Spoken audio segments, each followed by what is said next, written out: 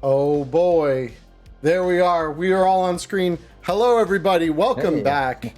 It is another week. It has been a couple since we've been live. A lot has happened in that time, but we are here. We're alive. We're good. So hello, everybody. Welcome back. It is the Wireheads podcast. Joining me, as always, I am Emmerron. If you are new here, joining me as always, below me on the screen here, is my lovely co-host.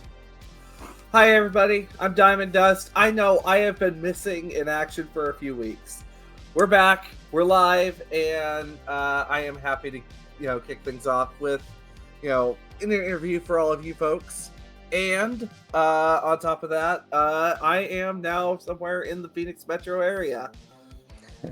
We did it. We got her. She's here. Yes, I may or may not be within earshot of Charlie. Yeah, sorry. Hold on. Let me just shut this door real quick. Yeah.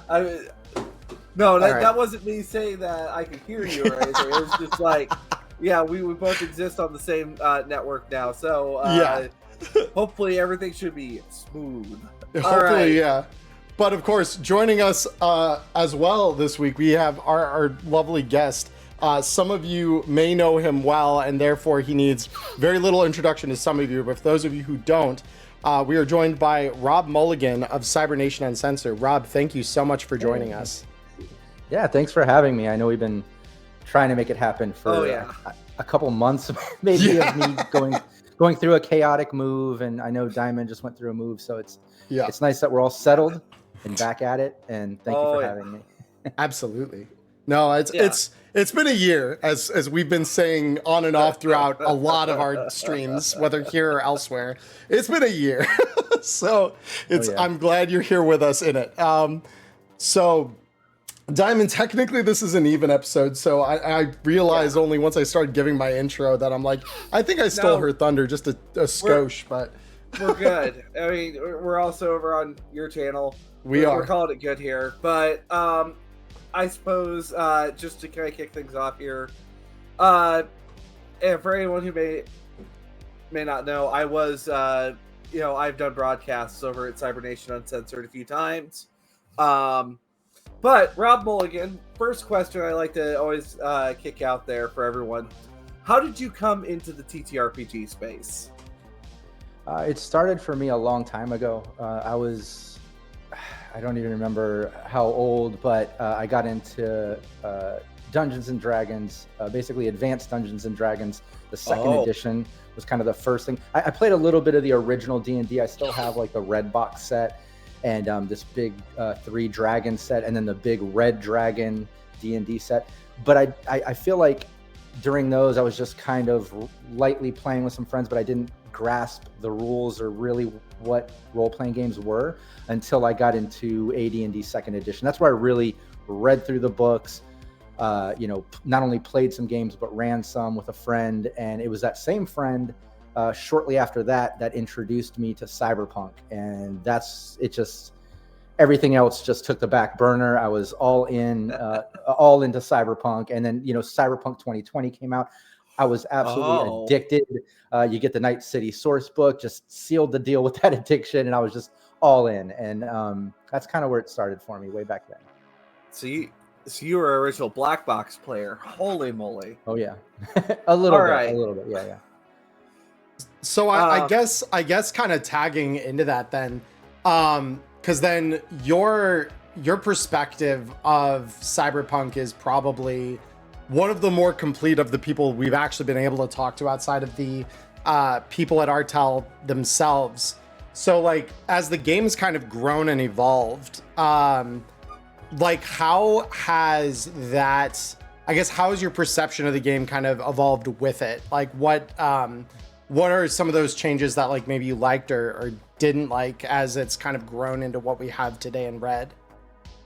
Yeah, sure. 2020 was probably the first one of the games that I fully like I said, got really addicted to it and just dove in. All the source books, everything, it was just so rich and it came to life for me, absolutely immersive. But over the years, I kind of fell out during Cyber Generation. I didn't like some of the sci-fi mutant powers sort of thing that was going on there. I really liked my cyberpunk to be on this side of dystopian reality and my fantasy to be over there with AD&D second edition at the time, because those are kind of the two things I was playing a little bit, but way more into cyberpunk, obviously, as you see how my brand and everything evolved. But yeah, I kind of lost some interest during Cyber Generation and kind of what was going on during that. And then obviously there was a big kind of dead space or downtime, or what I can't remember. There's a certain word for it that I've heard some grognards kind of call it, but that sort of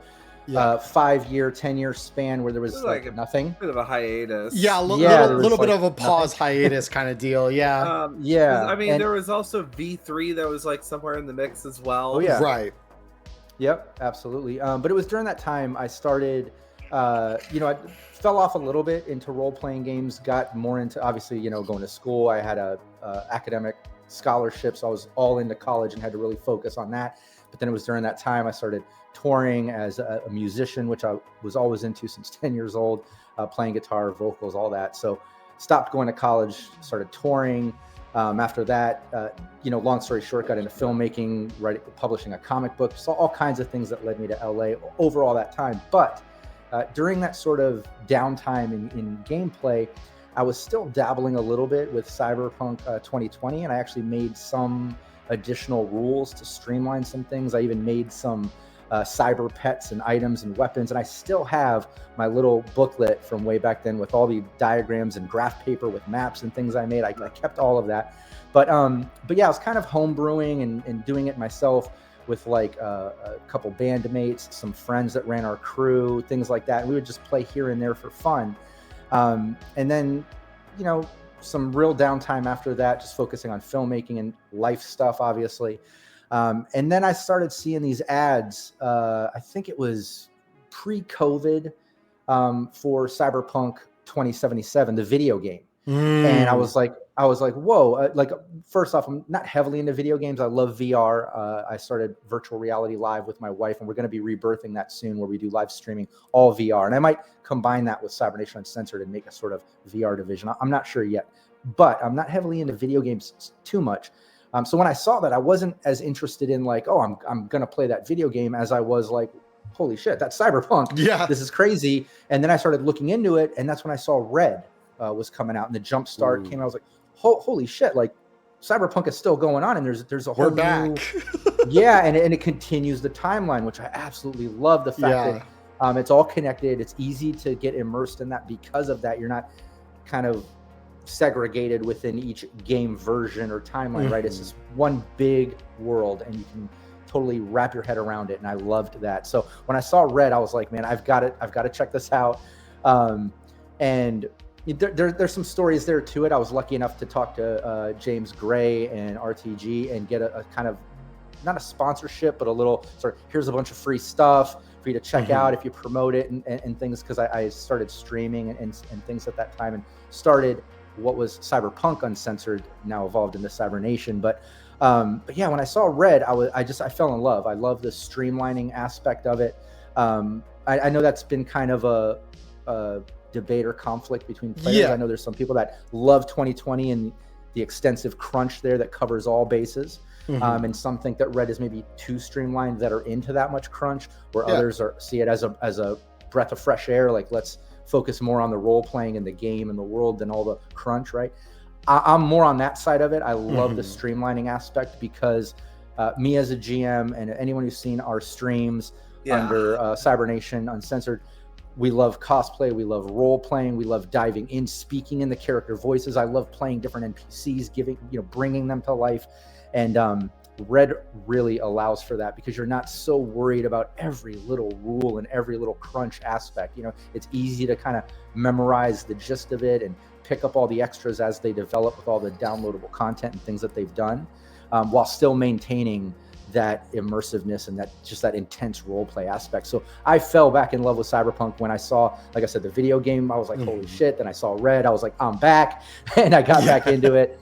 Jay sent me the jump start, and then I got the advanced copy of the PDF. So I was able to do all this crash courses and tutorial series, which really kind of springboarded Cybernation Uncensored into kind of the streaming universe of things, Yeah, no, definitely. And so, because I mean, I can only imagine, because especially for me, like my entrance in was very much, my crew played D&D for a lot of years, 4th edition, because that's when I kind of hit the on-ramp, and it was like, okay, cool.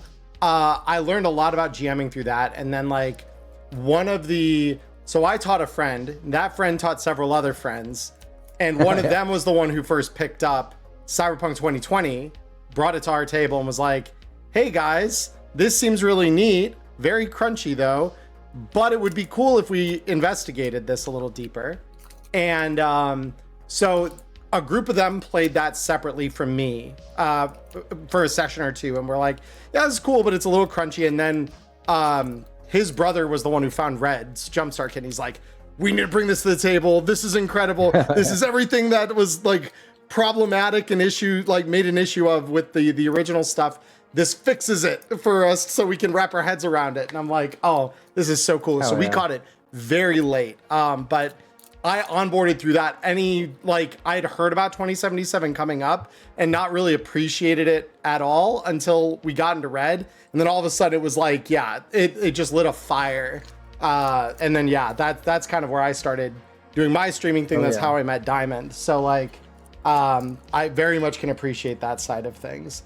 The other thing I forgot to mention too that I loved about Red was that it had that almost, like, not fully but almost a little touch of that post-apocalyptic feel too. Like it was like that dark future, dystopian future, but with a touch of, holy shit, the 4th corporate war happened, everything is kind of reset, supplies are are scarce, and it kind of gave a little touch of a post-apocalyptic feel within that dystopian future, still maintaining cyberware and that real futuristic vibe that you love about Cyberpunk, but just with another element of danger and scarcity and just I love that aspect of it. I feel like it just added so much more to the world and game.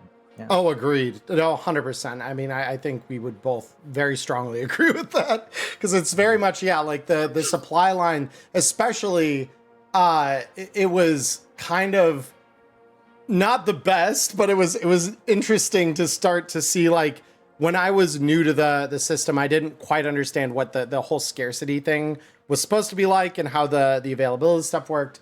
And then the pandemic happens. And all of a sudden I'm like, oh, I get it now. You're like, I need toilet paper. This is getting cyberpunk. Yes. The toilet paper wars of 2020. Hey, I remember back in the day, in my, I'm a bit older, I'm going to date myself, but in my day, toilet paper was so abundant and eggs were so affordable, we used to throw them at our enemies in their house. It's crazy. You know, like we would waste them. It's insane. I was working as a guard when all that went down, and I was just like, oh gosh. So wait, hold up though. I gotta say, the one I've said this before, want to say it again. The one good thing that came out of COVID though is I learned about VTTs. Like I saw the video game, I saw Red, I saw what was going on, wanted to dive in, started playing with some local friends I found online. We started with some of 5th edition D&D. I got them into Cyberpunk and I ran that for them. But when COVID hit and I was stuck at home, that's when I started looking online more to try to satisfy that need of wanting to play. And that's when I started noticing these sites and all these things, all these VTTs. That's when I fully got into Discord. I found out about Sirenscape, which shout out to Sirenscape, being an official partner of CNU. Fantasy Grounds 2, an official sponsor. And if it wasn't for the pandemic and being stuck at home all that time, I don't know that I would have dove in so hard and started Cybernation Uncensored and started streaming. It was because of COVID and all that all that stuff started for me. So that's the one good thing I always say came out of all that shit, you know? Yeah, no, I mean, I know VTT's all springboarded hard, and I'm much the same as you. Like, I wouldn't have dove into VTTs nearly as heavy unless we had like the need we did for them at the time that we were, kind of going through everything. Because even my local friends, like that was where we were gathering. We weren't going over to each other's houses. We were definitely using those. So it was one of those things that I agree with you. I don't know that I would have been as deep into this and like confident in coming out of it and being like, I could stream. Like that's something I can do. Right. wanted to do that for some time, but always kind of wondered, how am I going to do that when I have to like take a camera and like figure out the angles and do that around a table? Right. And then I gather people here like once every week or every other week to like do that. And yeah, that all simplifies so much better on a VTT. So 100% with you there. But yeah, Diamond, I realize I've been talking a lot. Oh, so please. No, yeah, I think I just cut you off too. I apologize. Y'all are good. So I suppose one other thing before we get like too deep into the TTRPGs, Rob, I know you do filmmaking, and you said you also had a comic book. You want to talk a little bit about some of the other work you've done, like in the content creation sphere, outside Cyberpunk? No. Like what? Yeah. No, I'm addicted to creating, just like I was when I got into tabletop role playing games and things of that nature, because I constantly create. I can't stop thinking of new ideas, whether it's for film or books or music, and that's why I've written so many albums, went on tour. That was a big part of my past, was touring. That's where I made a lot of my hookups and started really getting into like networking, and realized the power of that, because I managed my own band, did the booking and all that. But we did some fun stuff. We went out with a lot of big bands and big tours and festivals and things. And I still did some of that on solo projects, because I had bands and then solo projects, and even did that even when I moved out to LA. I played like the Hemp Fest in Vegas and different festivals and stuff. But over the years, after music, I got into, I think the comic book came first, and I wrote a children's graphical poetry book for adults. It's called A to Zombie, which is presented by the Romero family, which I met through the filmmaking. If anybody knows George Romero, rest in peace, he invented zombies and Night of the Living Dead films. I'm real good friends with his son, and kind of made that relationship or evolved that relationship into the poetry book and stuff. And the comic book came, that family kind of got me my distribution deal for Mulligan, which is the name of the book. I think you can still buy the first issue or two on Amazon or somewhere. But we had a diamond distribution deal, so it was out in shops and everything. And we did like a full run of that first series. And then I put out a comic book called Bacon versus Clowns, which is real over the top wacky. It just leans on the fact that everybody loves bacon and everyone's scared of clowns. It's just this weird world, bacon versus clowns. It's really crazy. But then I got, more heavy into filmmaking, and I'm still into filmmaking. I still produce, direct, act, all that, run production design. Really more into producing in filmmaking nowadays, and especially now moving over to the East Coast. All my contacts are out in LA still, and I still fly out there just to produce and work on the bigger projects and films and stuff, but not so much the acting or production design. That's more hands-on in person. So these days, more producing. But yeah, produced a bunch of films and series, run my own, everything from underground stuff. I have a monster series on Troma. If you go to Troma now, their streaming platform, as well as some films. You can see my first film, Halitosis, The Legend of Stankmouth, on Tubi and on Amazon Prime. It's a butt-faced monster with a butthole for a mouth that speaks and farts and kills people. It's a real shitty movie, pun intended. And but then I've done other ones. I have one coming out September, I want to say 26th. I have it somewhere. September 26th, called Scissors, which is about a killer that takes people out at glory holes.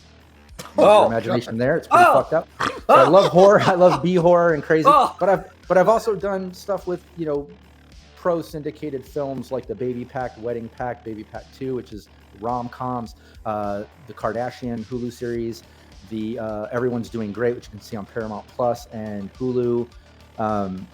Bunch of stuff you can see on my IMDb, the whole list. But I still love filmmaking. The music I do these days, I try to collab with other musicians just strictly for like soundtrack things and stuff like that for fun. But yeah, heavily into the filmmaking, also collectibles. I run wecollectthings.com. We do mystery box drops almost monthly, and raffles for Funko Pops and other collectibles.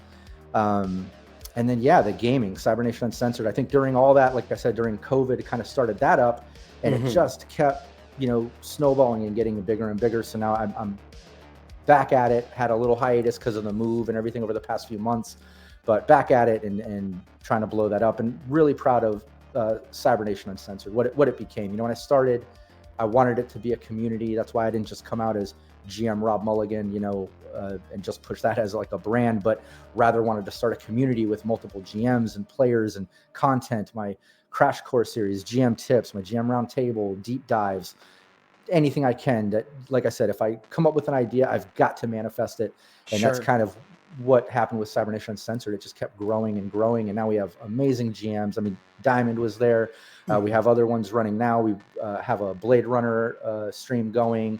Just a bunch of gaming that kind of took the lead with the filmmaking. Those are kind of my two main passions right now, with the collectibles and mystery boxes still as part of my life, but kind of takes a back seat to the gaming and the filmmaking.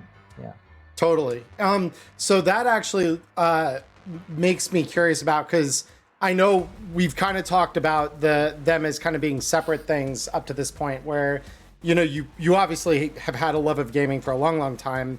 And then, you know, the content creation stuff and filmmaking is like, they dovetail beautifully, I think, with each other at a certain point. So what inspired you specifically to take those two passions and like meld them into what became Cybernation Uncensored? I'm just a habitual creative. You know, I love the gaming, love filmmaking, can't stop coming up with ideas. And the other thing too is, with all the comic books, the film stuff I wrote, my series, I love plot twists. If you've seen any of my teams that I GM, I always have like crazy plot twists. I mean, we had, if you saw the Sirenscape Cyberpunk RED team, we did so many seasons, and then I had them wake up in a brain dance that they had like 3 seasons prior, realizing that everything in between was just going on in their head, and like crazy shit where like, you know, I'll just completely flip what's going on. And I think it's because of loving to do that and just nonstop coming up with creative ideas that, you know, that combination just fit perfectly for Cybernation. Because as you know, I mean, you guys are GMs, you know how it is. You constantly create, you know, scenarios and scenes and plot twists and creative NPCs, and it's just such a great outlet for someone that is just habitually creative. You just constantly have a source to pour ideas into and to try different things and different voices and ideas and plot twists, and you know, and that's kind of what happened. You know, it evolved from that. And I know like Diamond and I have been, whether it's in a voice call or even like when we've been together, you know, just kind of sitting in the same room, just we will have moments where one of us reads a news headline and then we immediately start writing in our heads the cyberpunk scenario that we're like, all right, well, that's a nightmarish reality we live in. How do we cyberpunkify it? And we just start going, like we start like freewheeling NPC voices, like whatever. We start like developing it almost in like a 5-minute container, essentially. We're like, okay. Oh yeah. Yeah, no, that's the GM thing for sure. That is a big GM thing. But yeah, I know there's obviously, because we were going to ask you about all your other projects, and you kind of just answered that one for us. So when you started Cybernation Uncensored, how did that kind of begin in its more modern kind of, I guess, incarnation, where like, because you've said you want to make like a community. So when that started, how did that kind of conversation or the conversations or decisions that led into that, what was that all about? How did that happen? Yeah, I at the time I was watching other streamers online, and you know, I was doing the tutorial series I was recording, getting ready to release, and it was all during that sort of early stages of what was Cyberpunk Uncensored that I knew I was like, man, I don't want to just be, you know, one GM, just look at me, you know, everything me. Like I wanted a bigger picture, because like I want more players, more opportunities to play and run games. I want to meet other GMs. I want to have them on different, you know, deep dives and GM roundtables and different streams and ideas that I have. So it's like right at the beginning, I knew I needed more than just me.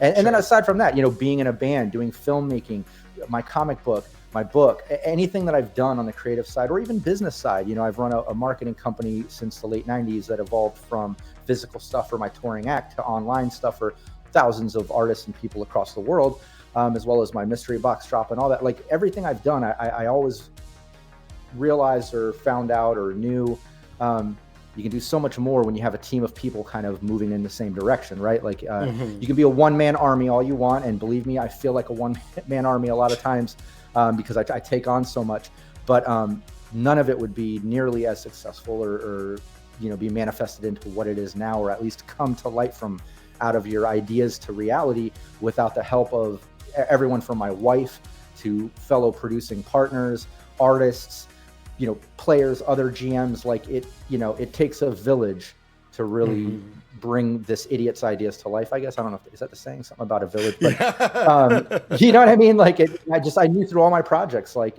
you do so much more when you have help and you have multiple minds working in the same direction. That way, like, if one person falls off or fails at something, you have all these other people still moving in the same direction, still thinking towards the bigger picture and the plan to keep it moving forward. And that's kind of, the beginning of CNU was like that. And it was very hyper focused on Cyberpunk. But once we started getting into it and we started doing all these Cyberpunk streams, I realized, like, wow, I'm meeting all these other game companies. I'm finding all these other games. And while I still don't dabble fully into fantasy, like we don't stream D&D, but we have done Shadows of Estrin and other things which are pseudo fantasy, a little bit of fantasy, but more dystopian and based in reality when I get into those style of games. But it was, at that time, the early stages, that I realized I want to do more. I want to play more games, represent more things, just expand it, still keeping Cyberpunk as our roots, because that is still my number one passion. I absolutely still love Cyberpunk, so that's always going to be our thing. But yeah, we started expanding through that, and it was through that we changed the name. We went into Cyber Nation Uncensored because we were creating a community, a nation, and it was online like Cyber, and we loved it uncensored, which uncensored doesn't mean let's offend people and say the most fucked up thing. To us, it meant it wasn't just going to be, this type of game and that gaming in this way or whatever. We weren't just like a one-trick pony brand with this one main focus.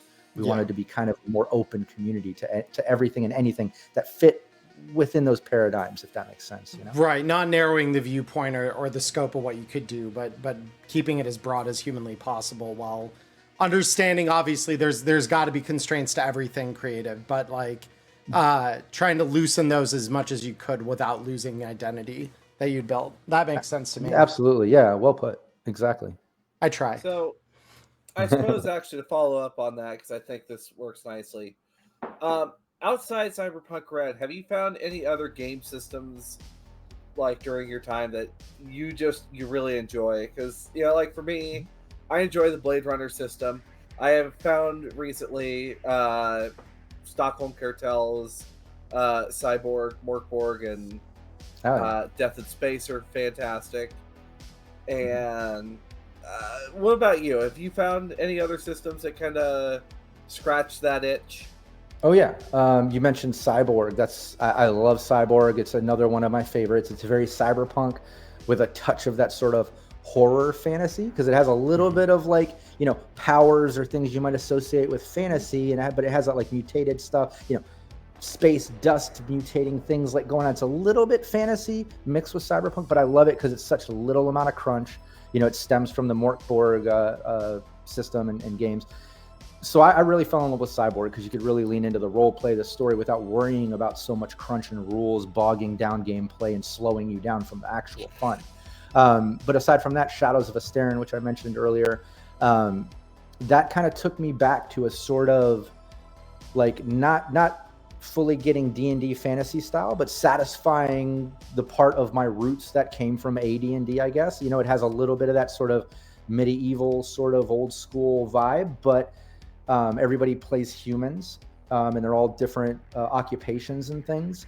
But there are Fiondas and these like demonic style creatures that can take any form, which again, I love the flexibility of that game because you can create anything you want within it, and the rules kind of lean into that. And it has a sort of psychological aspect where you deal with these sort of life stresses and things that give you mental illnesses and problems and actual conditions, just like real PTSD style shit. And I really liked that about the game, is it had a very immersive feel because of that, and you could really develop these characters where, you know, you get hit by something, it's easy to die, you take wounds, you got a scar, and maybe that left you some mental anguish and you have nightmares now and it affects future things. And it just had a real gritty, realistic vibe to it. So Shadows of Estrin was another one by Studio Agate. Love that team, love that game. Dabbled a little bit in Vast Grim. In the future, we're going to be running some games for that, which is, you know, stems off the Morkborg thing. It's almost like Cyborg in space. Yeah, I was just there with another creator, Phantom. That's one of my friends. He's actually the one who showed me Cyberpunk RED. We stopped by their booth at PAX U this last year and just became familiar with that one. Awesome. That looks awesome. It's a really I love cool Brian, system. the creator. Super nice guy. Oh yeah, super cool to talk to. Oh yeah. Yeah. But yeah, those games, you know, Cyborg, Vast Grim, Shadows of Estrin, love all that. Got into Fallout 2, which I surprisingly liked. I wasn't sure if I was going to like it because I'm not a heavy video game guy.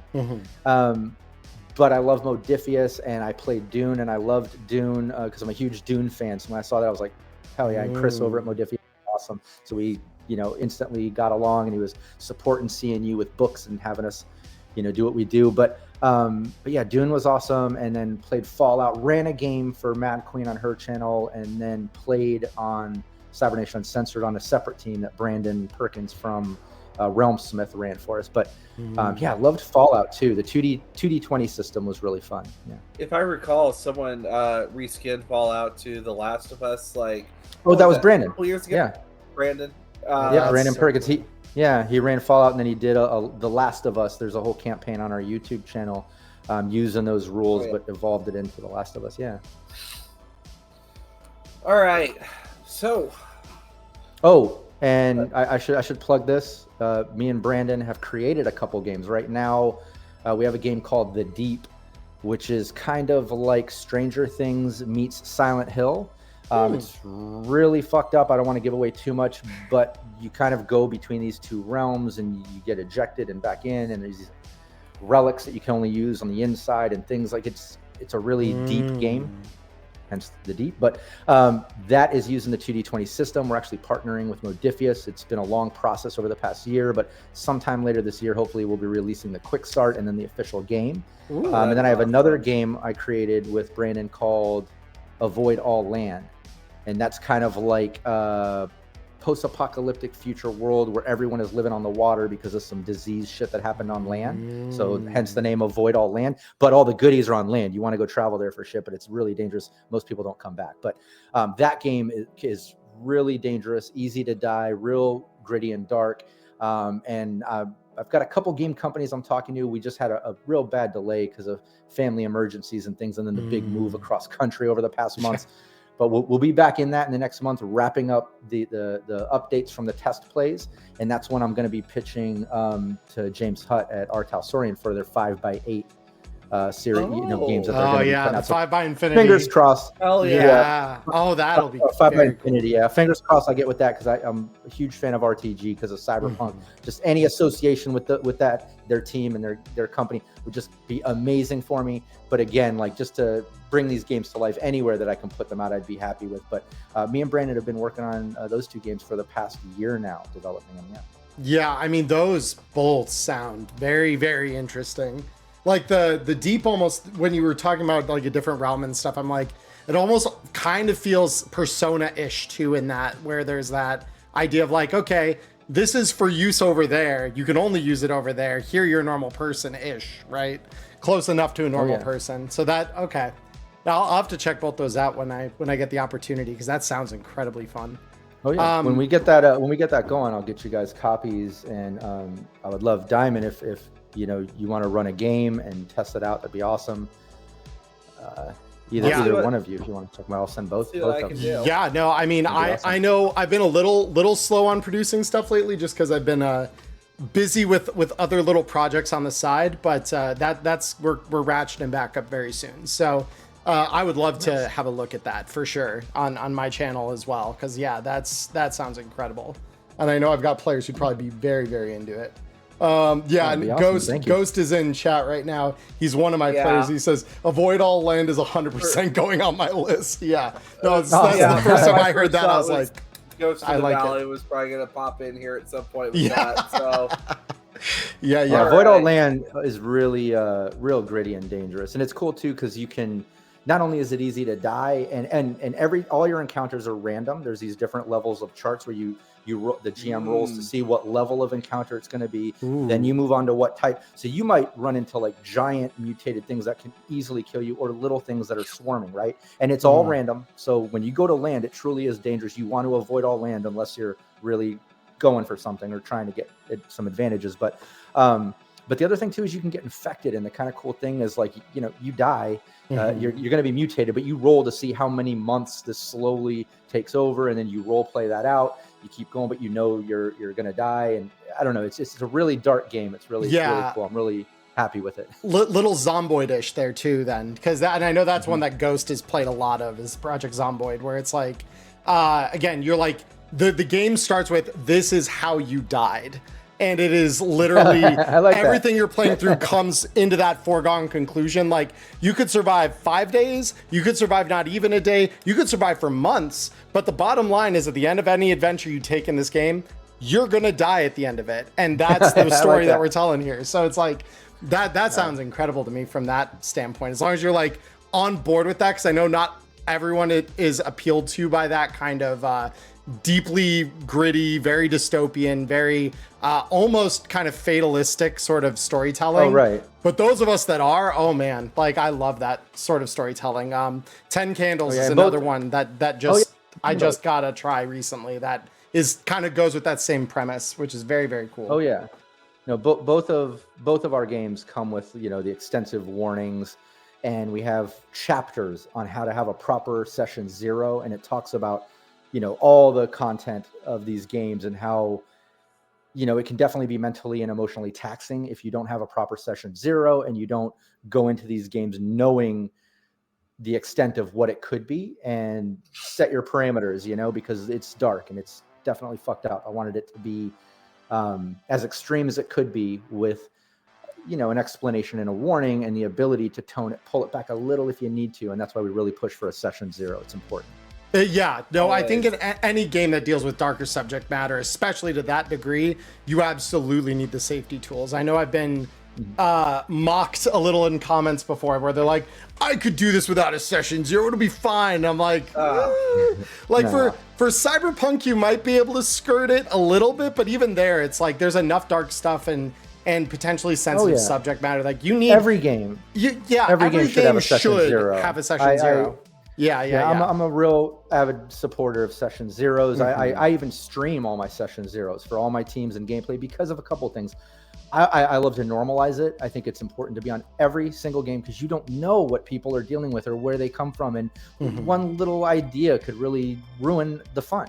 So have a session 0. Doesn't even matter if you're playing a kid's game. Have a session 0. You don't know what people have been through. But aside from that, I think session 0s are important to kind of set the foundation for people watching to learn the characters a little bit. Like we'll go over lines and veils and all that, but then we'll introduce the characters. Tell me about the world. Let's talk about your character and where they came. Let's try to connect the characters' life paths and histories to each other somehow, or where are we at? And we get up to the current time, and then see you on session 1. Yeah, and then the next session 1, everyone can dive in and they already know the characters, they know everything. So a session 0 is important in any game, I think. Yeah. I agree. The only reason I haven't streamed mine is because I know when I've done them for live games, it's very much like I don't want my players to feel pressure one way or the other about like, well, I don't really want to talk about this in front of an audience, but I'm fine talking about it in front of the GM and the other players. But I agree that it should happen regardless of whether that's live or not, because the audience will see from the start, okay, we are now at go, and now we can see where the characters take off. But the players already have that familiarity with each other. So it's definitely been, but I'm 100% with you. Session 0 has to happen. There's no reason it shouldn't for any game. But if you are the kind of GM, because when I was a newer GM, I didn't know about how to do any of that. We were all learning at my table. None of us had played a game before. We were all like, we're going to try it, see what we think about it, if we like it or not. And I just raised my hand because I owned the box. I'm like, I'll GM, that's fine. I've been a forever GM ever since, right? Right. Well, I mean, I've... How it goes. It's how it goes. But so and I'd actually be really curious to hear your take on this, Rob. I've never had an issue with being the GM at the table. Like I've never felt like that's a ball and chain. It's my favorite role, you know? Yeah. Like I think you get to experiment with so much. So I suppose what would you say to the people that would, I guess, view the GM's role as more of that kind of restrictive or like it's a necessary thing that we need, but it's like it's a restrictive, it's this thing that's like a ball and chain for the person who has to assume role. No, I absolutely know what you're talking about because we've all seen groups of friends, you know, talk about when they play like, oh, we all wanted to play. We didn't have a GM. You know, finally so-and-so said, all right, I'll GM so we can play. And like, you know, they didn't really want a GM, but they did it. And now they're always GMing because no one else wants to. And like, I can understand that. And maybe in those situations, if you're not into it, it might feel like more like a job than fun, right? But I never had that problem. I love the GM aspect of creating these worlds, these plot twists. Like, you know, I'm nerdy enough. Like I'm laying a plot twist, and I'm like looking at my players, like, oh shit, did they like that? You know, like afterwards, I want to get feedback, and I'm like, I'm all excited about it, and like, yeah, you know, and like I love that about being a GM is like creating these NPCs with weird voice and back history, and if they, you know. I'll put little ideas into every aspect of a game just in case someone's going to poke at it or question about it or go a little deeper on that NPC or that thing or this room or what's over there. And like, you know, and I love stuff like that as well as improvising. As a GM, I love just on the fly leaning into what the players are doing because things always go off the rail. Players are always going to be creative and take things in a direction you weren't planning on paper prior as a GM, right?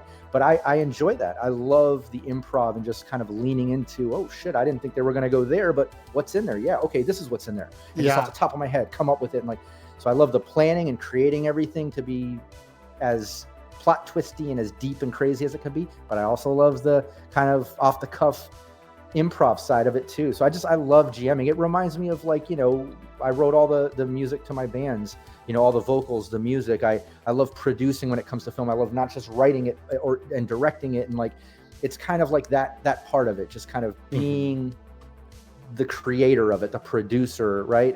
And that's not to say I don't love playing because I have played in games here and there over the years. And I really enjoy diving into a character, but I will say GMing is way more satisfying. You get to play more characters because you have all these NPCs. You get to describe all these crazy scenarios and scenes and drop plot twists and see the feedback from the players and the reactions to crazy situations. And to me, that's way more satisfying. Oh, I agree. Well, and it satisfies a certain itch, I think, too, where because I know Diamond and I have both commented on this in conversations we've had where you can, after playing especially, feel like, okay, this character, I've examined them. We've been with them for quite a while now. Yep. I've done nearly a whole campaign in their shoes. And now I'm kind of done. And I'm kind of okay if they sail off into the horizon or bite it in a particular spectacular fashion, right? But but as a GM, well, and as a GM, you just get to say, all right, I'm bored of this NPC. So they get to shuffle off screen, and now we're bringing this next one in next session. And it's like, you can do that on a total whim, like whenever you want kind of thing. You never have to be like hard stuck to like, this is the character that I have to focus on and like really get into forever. It's I'm not married to this anymore. I can kind of do what I'm going to do. Absolutely. You know? Yeah. I love that so much that we even made our points on the Twitch where you can, you know, spend bits or whatever to enter an NPC, positive plot twist, negative plot twist, something pointless and random. Like you can use points to kind of manipulate the gameplay because I love improv and I love that aspect of it. Like, oh shit, okay, someone's entering the room. Who's it gonna be? I don't know. Let's come up with it right now. You know, and like that's like the conversation in my head. Obviously, I'm not saying that out loud on stream, but you know, it's I love that aspect of it, and I think you hit the nail on the head. Like it's you have more control and you can be even more creative. Because like you said, if you get tired of a certain NPC or a certain scene, like change it up. All of a sudden the phone rings. All of a sudden there's a knock at the door. All of a sudden the door gets kicked in. All of a sudden you hear sirens coming. You know, you can do. It's just great. It's so much fun. Yeah. The car that you guys just got out of, as you guys start walking away, you hear a loud crunch. And that's where I've left some of my players off before at one point. Hell yeah. It's just like, But that's not Oh, that's good. that's another thing I forgot to mention aside from plot twists, cliffhangers. Oh, cliffhangers Yeah. are so Streams. good. When you stream, they're not only so much fun, but they're almost like a necessity. Like Mhm. I love ending a session on a cliffhanger, like what Diamond just said. You know, you're just, you know, I'll say something like, "Oh, you open the door, you see this, that," and the person picks up a gun, points at you, and this is where we'll end our session. We'll see you next Saturday. And everyone's like, "Wait, what?" And yeah, and next we'll see you all next week. Have a great Right. evening. Yeah. I've And done then they that have too. a week to think about that. You know. I've done that so many times, even to like my professional games where I'm running games for the groups that are like, yeah, so we don't have a GM and we'd like to pay you to be our GM. I'm like, I'll be your GM. That's totally fine. Every time I can land it on a cliffhanger, if I can maneuver it, we're doing that every time because it's just like, damn it, now I got to think about what we're going to do the moment we're back in the seat next week. It's like, yeah, there it is. Yeah, there's nothing more satisfying than that. I suppose, Rob, I have been a part of a few productions over at CNU. But do you want to talk about the process for creating shows over at CNU? In particular, like what formats do you find really work for your channel? Yeah, we for us, you know, if it's not something, if I'm creating something, typically I'll either grab my players from Patreon, or we'll do a casting call. But with most other GMs that come in, which, you know, if you're GM watching, you want to come stream with CNU, by all means, hit me up. We are always looking for more GMs, more streams, more games, more players. Give me more, you know? So like when we do that, we just take in a GM. They usually come and say, hey, I want to run Blade Runner. I want to run this game or Cyberpunk or Fallout or whatever. And then we'll sit down. Okay, how many players do you think you'll need? How long will the campaign be? Or is it ongoing? When do you think you'll be ready to start once we lock in players? Then once we have that idea, we'll launch a casting call. We usually do that on our Discord. People will go in, they'll follow the link, they'll fill out the application. We'll take the roster of applications, the GM and our main team at CNU will kind of look through them and offer opinion, but we typically leave that up to the GM. They can pick the players that they feel would be best for their game. We usually give that approval. We encourage the role play, the cosplay. We make sure that the GM either knows how to run OBS or some type of streaming program, or if they can't, we make sure one of the players can stream it for them. We hook them up with Sirenscape. We hook them up with Fantasy Grounds. We make sure that all the players have the rule books of the game that's needed by the GM. And then we run it. We schedule it in. We get it on calendar. We have a great graphics team there, as you know, Diamond, that'll make flyers and overlays. If you don't make your own, which a lot of GMs are talented enough, they do a lot of their own graphic work, but we do have a team that can help. So we'll make overlays, flyers, things like that. And you know, then we'll hit the ground promoting the stream. We'll take the live stream, get it on the YouTube as a VOD. Then it goes out to 30 plus podcasts every few months or so. We do them in batches.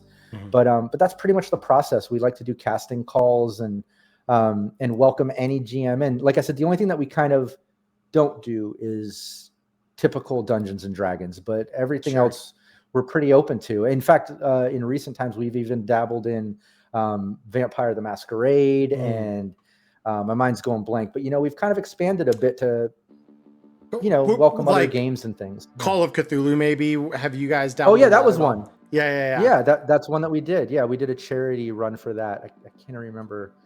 It was like a year or two ago, but yeah, exactly. We just trying to expand and like I said, make sure that the community is happy and there's something for everyone. You know.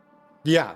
No, definitely. And I mean, I know when I've scanned through, because like when my group was just beginning to figure out Cyberpunk, I know both you and John the Wise were like the only real video voices in the space at the time that were giving advice to like new groups or ideas to try and things like that. So like a lot of that at the time was like where I became familiar with what you guys were doing at CNU. And like we touched there, and then like I went away and started doing like my own games and stuff. And then when I came back, I noticed, oh wow, there's a lot more here that's like not all Cyberpunk. So it is interesting to see the diversity of games that you've gotten, like most of which are ones that I've either only heard of through the grapevine, like through Diamond or another either creator or RPG voice that I have followed, or some of which I've like you've brought up games tonight that are on the channel that I've never heard of, that I was like, oh, well, now I've got to maybe look that up and see if I can find my way into trying that sometime. So as you began to develop that actually leads me into the next question I have for you here. As you've developed kind of that process of like your casting calls and stuff, and develop the process of building these shows and these streams, were there like early on like growing pain of that format that didn't quite work that you've had to adjust, or like how has that process kind of developed over time, if you don't mind sharing some of that, because I'm kind of curious. I mean, the process has always been fairly easy for me in the sense that, you know, I've got a gift of gab. I have no problem talking, you know, and on camera, and I'm good with that. I've been on stages, I've been, you know, in front of thousands of people, and I have no problem with that aspect of it. I think the thing that made Cybernation Uncensored at the time, Cyberpunk Uncensored, all this a bit easier for me in the content creation, that part of it, compared to other streamers, is I don't do a lot of editing. Everything I do is live. It's off the top of my head. I speak from my mind and my heart because I know this shit and I love it.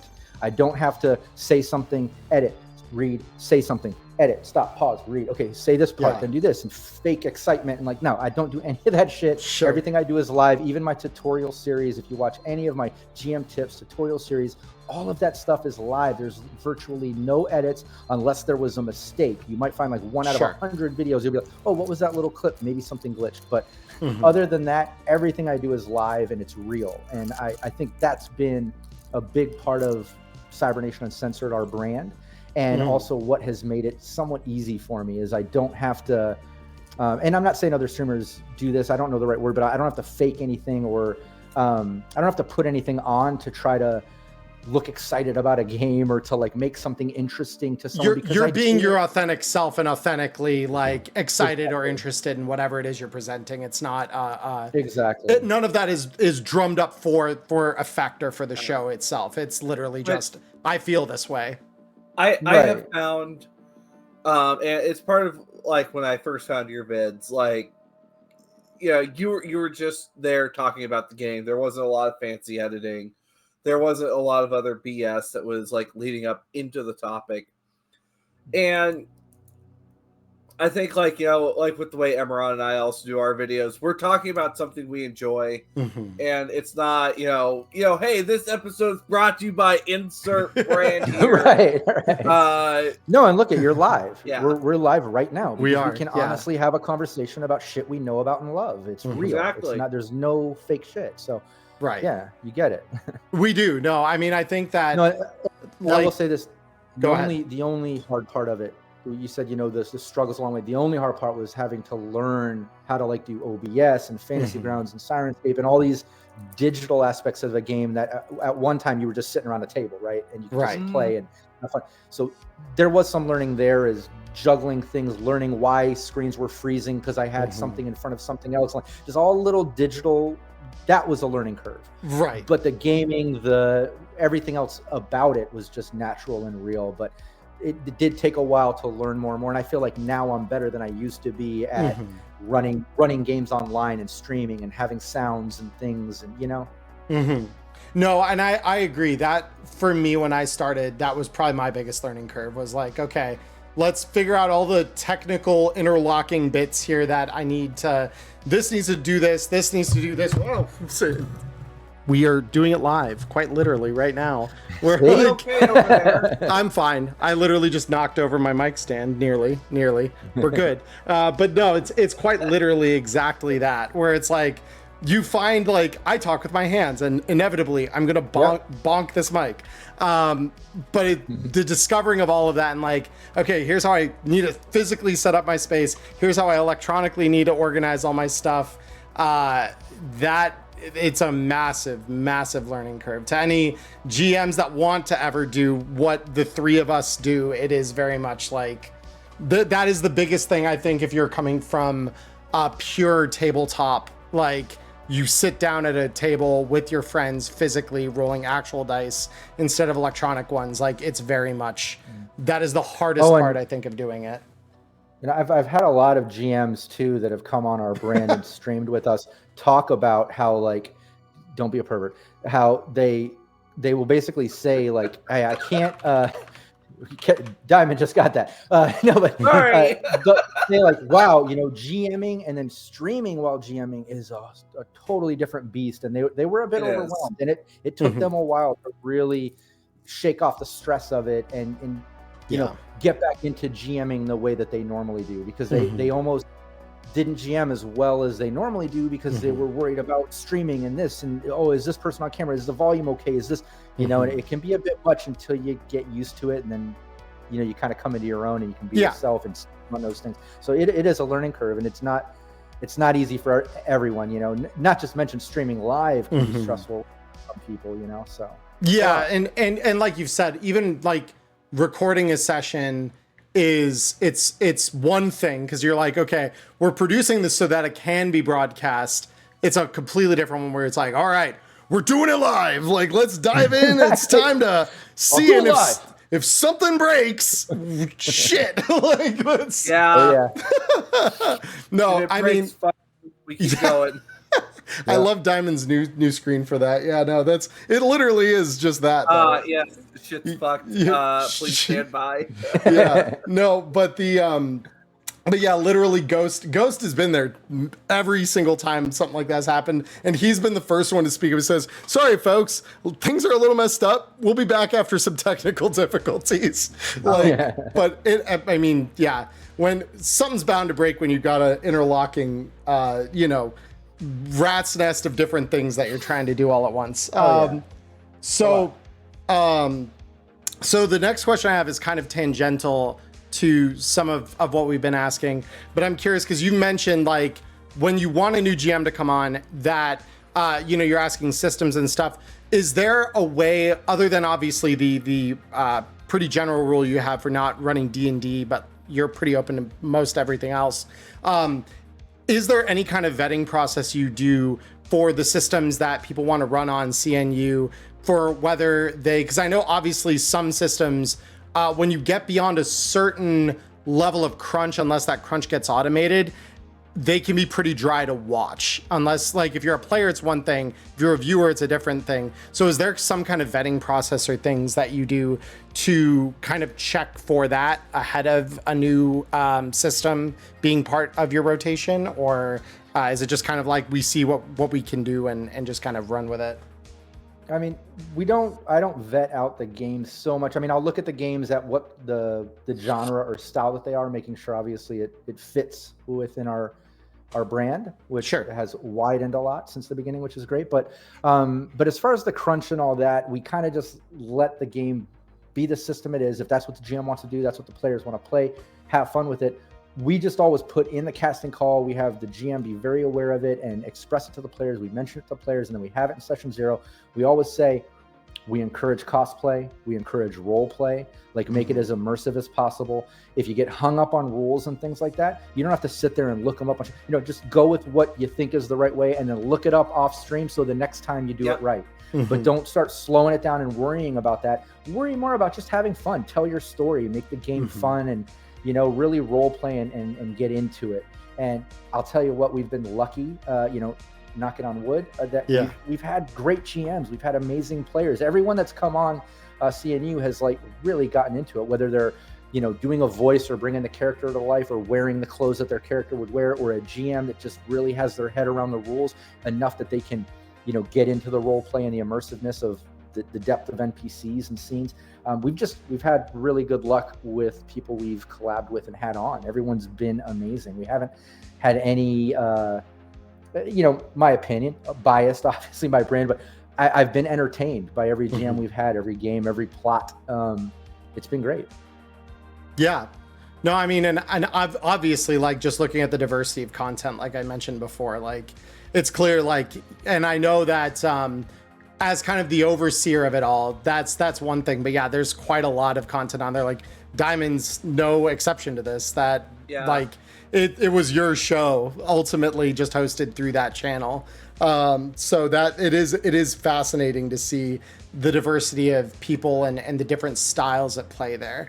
And that's the other thing too, is the diversity of GMs can appeal to different people. Yeah. You know, Yes. someone might watch my stream and like, you know, my intensity or how I get excited. You know, I'm easily excitable with Cyberpunk, right? So I can get intense and I can get hyped, and you know, sometimes I'll talk fast. I recap scenes like, okay, this person's there, this there, and that happened. What do you do? Then I get to the next player. Okay, now that happened, this happened, and I'll just kind of recap so they can really grasp it, and I just get intense with it. And people either love that, or maybe it's too much for them. Maybe it's a little too intense and fast. Sure, right. We have other GMs that really set a tone, and they take their time and they describe things, and maybe they're not as excitable, but it's more your style of watching. And right, that's the other thing, is having multiple GMs. Chances are you're going to find a game you love. You're going to find a GM that's your style, with players that you can enjoy watching, and there's going to be something for everyone. You just got to look around and try, you know, look at the different streams and games and GMs. Yeah, no, absolutely. And I mean, I think, like you've mentioned, there's definitely room for all of it. Cause I know when I GM, I vacillate a little between like being very excitable to being very like slow, methodical, and almost cerebral about it, depending on the vibe. Like I try to match the vibe of what I'm presenting with that. And so it's very much like I've appreciated both styles of that when I've listened into how other people do it and tried to learn something from both sides.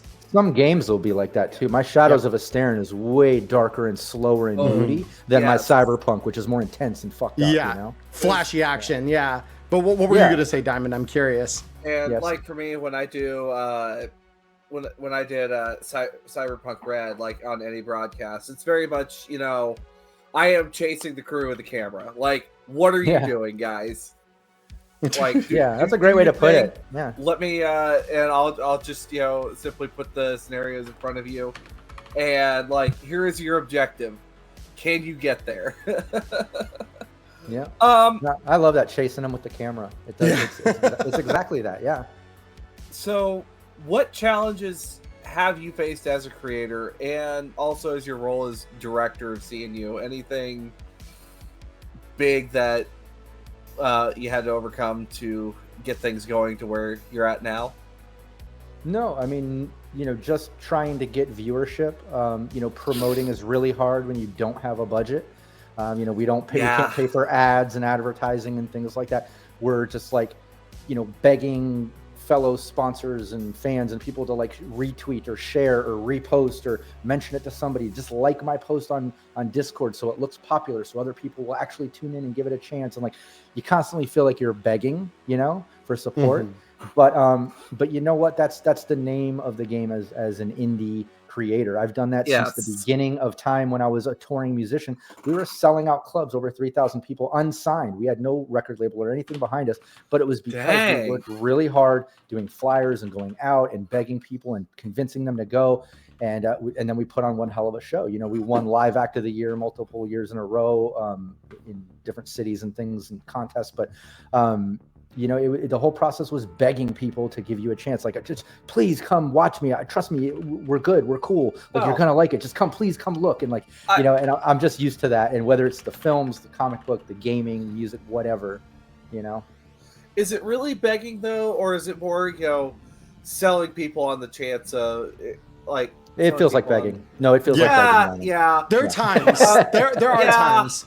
I know for like, I think that's the art of the elevator pitch, right? That you need to kind of develop to network, is how to craft what you're telling people when you advertise what you do without it sounding like begging, to at least your own ears, right? Where you're like, you know, this is what I do. This is the sort of brand I have. This is, you know, what you can expect. Here's my card. And then you can kind of like do that enough that you kind of get with that.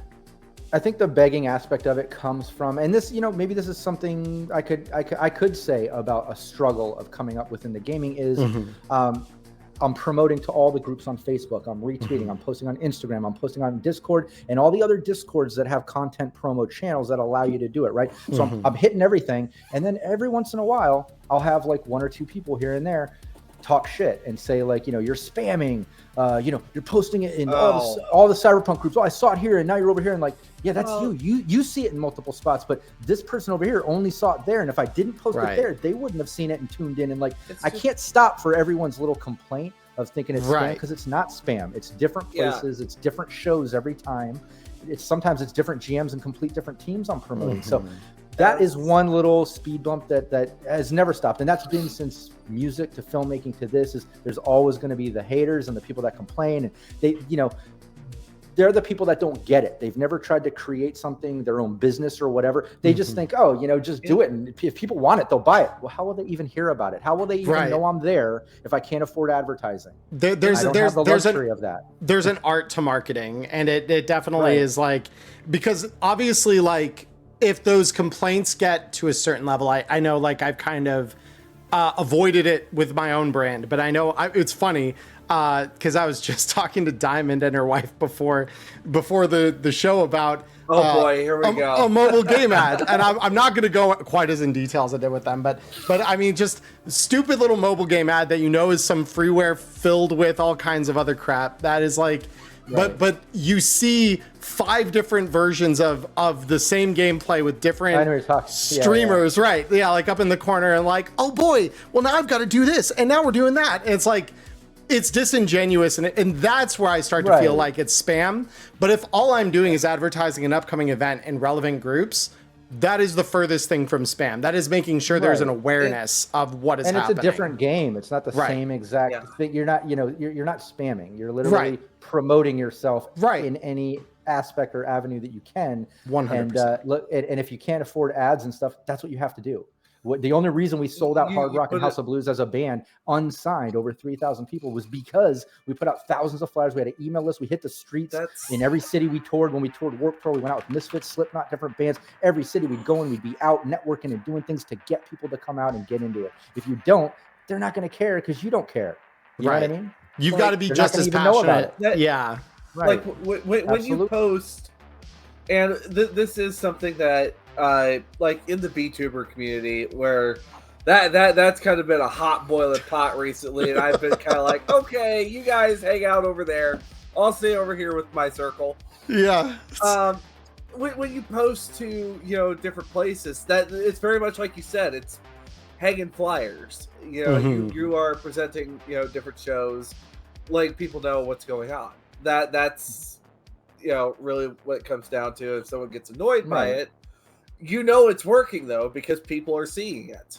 Well, that's just it. And look, the person that gets annoyed by it and maybe talks shit to you, maybe tells you not to do it or whatever because they're annoyed by it, you got to ignore them, because they don't give 2 shits about what you're doing with your life. They don't care about your passion, your hobby, your business, your website, what you have to do or what you're going to do. They don't care. They're just complaining because they saw something that annoyed them and they're telling you not to do it. And like, you just got to ignore people like that and keep moving forward and keep working hard and keep being passionate and pushing what you want. People that love it, they'll find it, they'll be there, and they'll have your back. And I am kind of curious about some of that, because I think you've articulated fairly well, Rob, kind of like what your thoughts on that aspect of it. When you've received criticism, whether it be from an audience member or a player or even one of the GMs maybe that's running a show, about some aspect of things that they didn't like, how do you go about searching? Because I know, like, for me, I try to find the nugget of truth in like what you're trying to tell me, because sometimes some people are really good at giving constructive criticism, others are not. And so it's like and with those that aren't, you have to really like kind of figure out, okay, like, is there something in there that I genuinely should be thinking a little bit more about than maybe I currently am? Or is this a bunch of hot air that I can just ignore and just like, walk past it? How do you kind of like work that for yourself? Rob, chat. Sorry. Rob Barefoot is in chat. Hello, Rob. No, nice. Hey, Mr. Barefoot. But yeah, I started up the GM report card for that for GMs in a way that you can kind of let the players fill it out, give it back anonymously. A GM can work on all these aspects of the game, right, without getting their feelings hurt. I also set it up in such a way that you get less like negative stuff and more like, oh, I really like that, or I just want less of that. There's no like negative stuff to hurt GM's feelings, right? Because I know we're all sensitive. Creative types typically are. Sure. You want good feedback most of the time, you know. But yeah, I can handle criticism. I think most people can if it's done tactfully, not just rudely. So I do that with a GM report card. And when it comes to like the community and things, like if we get a complaint or someone posts an idea or something, I have a team. You know, we have our community managers, our graphic managers, our producers, our GMs, and we have channels for the different team groups on our Discord, for example. And I have like the CNU team channel where all our producers and community managers are. And anytime something comes up, I put everything to a vote. Since day one, I've done that because I've always been a fan of that in any entertainment industry I've fucked with and worked with and have started different projects in, whether the filmmaking, the music, the comic book stuff, any of that stuff. It's always a team effort and we always vote. Like, I don't feel like any one person should be dictating the direction of anything. Even though this is my baby, I'm the founder of CNU. I've always put everything to a vote, you know, with our team and stuff like, hey, this GM said he wants to bring this game to the table. I love it. Do we want to do this? Or, you know, we thought about changing this with the channels or the way we do this. I also post that to Patreon. We have a whole voting thing where I'll put up vote polls for them to kind of help give a little direction. But, you know, I think that's the best way to deal with some of that stuff is just get a consensus. If you're a one-man army, even with a team, it's going to get old quick if you're just kind of dictating everything that you want. You know, your team's going to feel that and they're not going to want to be part of the team if it's not really a team, right? So that's kind of how I've remedied that is I always bring things to a vote. I always bounce ideas off of my fellow GMs and team members and things. And then as far as in the gameplay, you know, I do the GM report card and kind of started that to help GMs kind of deal with that sort of stuff. Yeah, I know GM report cards aren't something I've used typically at my table most of the time, just because I genuinely trust the rapport I have with most of my players, where they would say something, and I've been proven right in this a lot for the ones I do. But if I was running a large organization, that definitely I think would be the simplest way to be like, all right, let's standardize this, let's level that. So I find that a good way to do it for sure. Oh yeah, well the reason I started the GM report card years ago, I put out the GM tips episode, made the thing. You can go download it off the site too. Anybody watching, you want to check it out, you can go look it up on the CybernationUncensored.com or on the YouTube channel. It's linked in the GM tips episode. But yeah, I think it's important to put it all to a vote, to have, you know, that sort of feedback, because whereas in the past I've studied things like body language and you know, the focus of words in hypnotism and the patterning and NPL star stuff and just different aspects of, like, I don't want to say not mind control, but just controlling your own sort of manifestations in the way that your mind kind of thinks and works, if that makes sense. Sure. I have never met anyone that maybe rarely, but you rarely meet anyone that will say they're not good at reading people, or they know, like, they have a good rapport with their players. They know. Everyone thinks that, and everyone thinks they can read people and they got things figured out. Oh, I'm really good at, like, I can tell when someone's lying. I can tell, and like, everyone thinks that. So that's great. And maybe you've studied that like I have, and you're into that and you're pretty good at that. But even with that, it's good to have a GM report card and get that sort of anonymous feedback and really make sure you're not missing anything, you know? Right.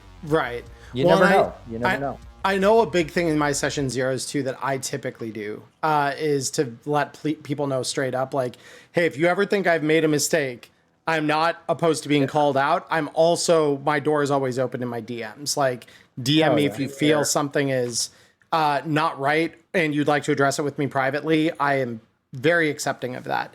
And I obviously don't want you to not have fun at my table if I'm not doing something right. Even if it is for something like the live stream games I've done, it's like, okay, like my primary thing is for us to have fun, because I'm not running a show, I'm running a game, and that's the number one rule. Byproduct. Yep. Yeah. You're running a game. I think that's the very first video I made with my GM tips is exactly that. The very first one from 4 years ago or whatever. It's like the number one rule in role-playing games and tabletop games is have fun.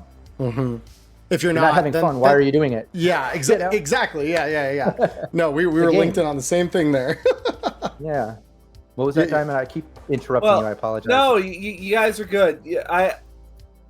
I've been trying to find spots to get in, but it's just like at the same time, like we're going in a really good direction here, and like for me, like same thing, like the GM report card. Which fun fact, for anyone who may have not dug too deep into the DLC, Rob Mulligan has a Listen Up DLC. Go check it out on our Talsorian's website. The GM report card is there if you guys want to use it. Mm-hmm. I've used that with a few tables. I highly recommend always being able to have that open door policy with your players, because that kind of gets past a lot of challenges I have had as a GM personally. As long as you come talk to me, I am more than happy to remedy the situation. Mm-hmm. Yeah, we won't know unless you tell us. Exactly. Yep. No, and that's the GM's job. You're creating this world, and it's got to be fun. So, like, if a player's not having fun, they should tell you. They should vocalize so you can remedy and make sure it's fun. Yeah. Yeah. Well, and even more than that, the GM creates two things, I think, when they come to the table in a more like meta context. One is the game world. The other is the space within which you're playing in that world. So like the GM kind of has a hand in controlling both of those and moderating them, both of them. So it's like, if the GM's not on board with you, or you're not on board with your GM, or trying to like do something for yourself a little more proactively, or if in the moment something's not right and you're not taking steps as soon as you can thereafter to like rectify it, your GM won't know, and the things will just fester until they become a much bigger issue than they would have been if you addressed them as soon as possible. Absolutely. Like, yeah. So like players out there, because I know we have all types that watch our podcast. Do not be afraid to ever talk to your GM, and if you are, there's some other things that maybe you need to figure out there. But that's your table. Yeah, yeah. There's a table for everybody, and the one you're in may not be for you.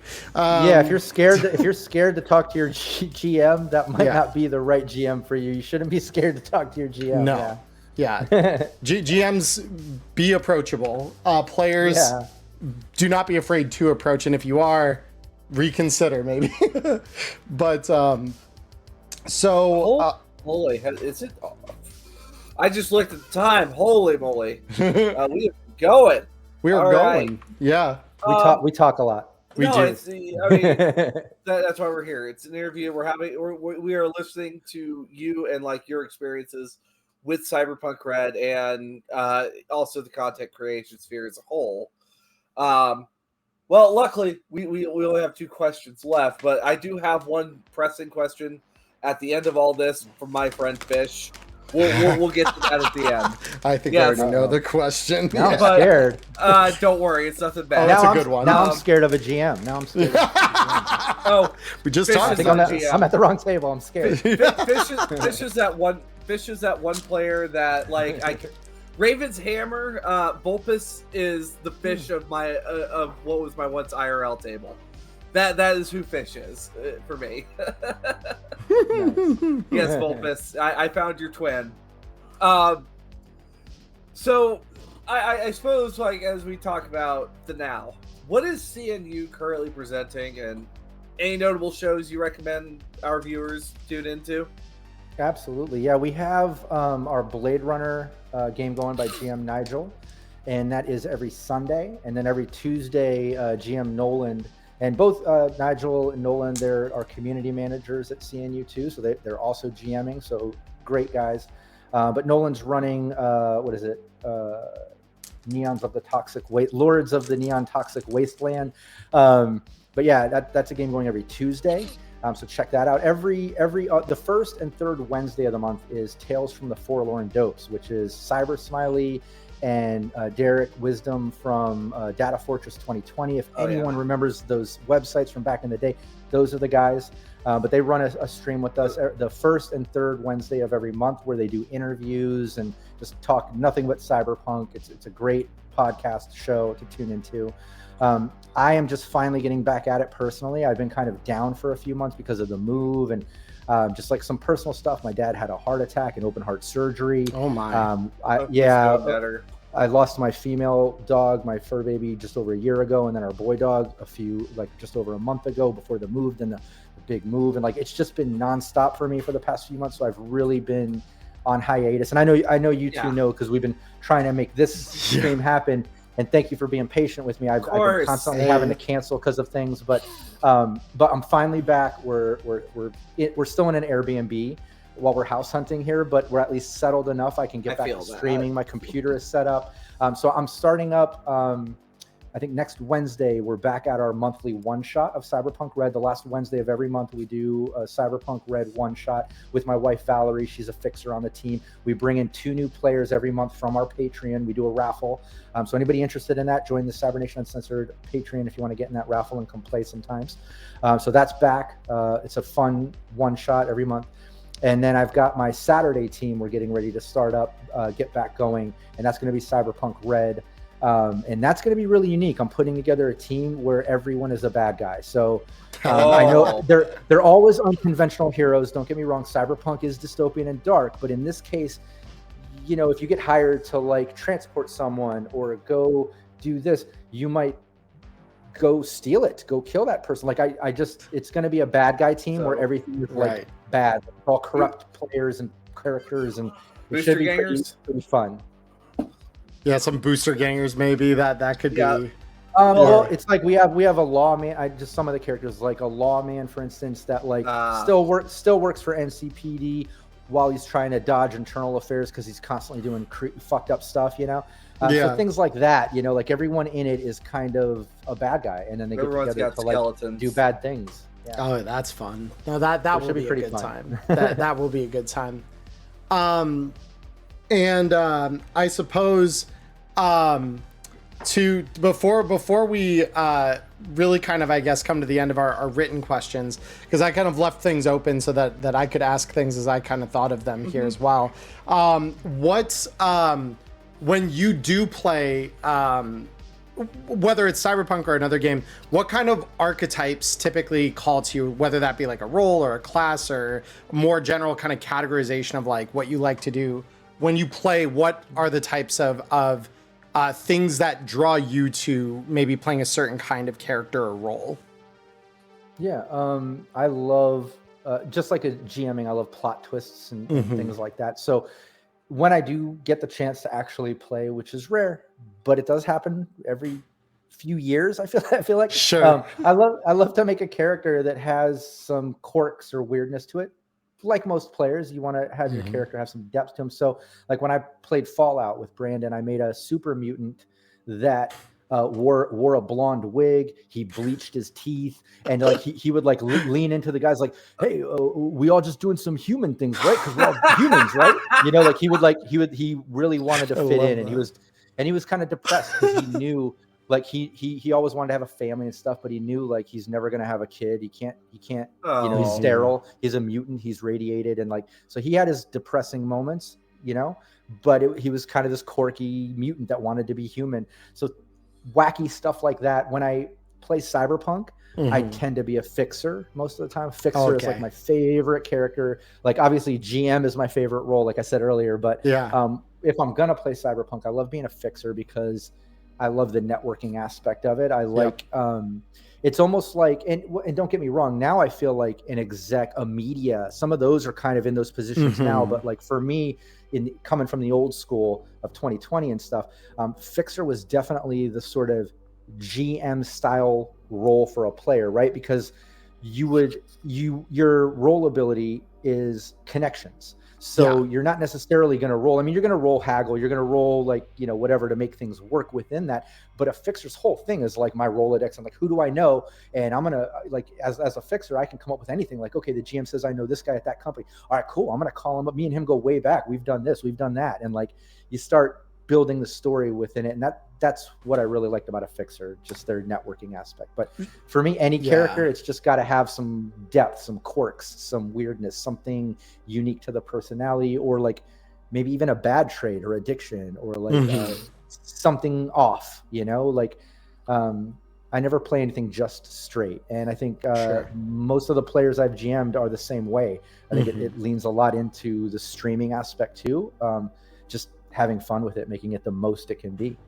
Oh, absolutely. Well, and I know, like, I think it's by the time you, like, maybe not when you're new to tabletop games as like a whole, right? I know it took me a little while before I was feeling really comfortable in my own skin enough to be like, okay, now I could just play other characters and just feel like I can embrace the differences from myself.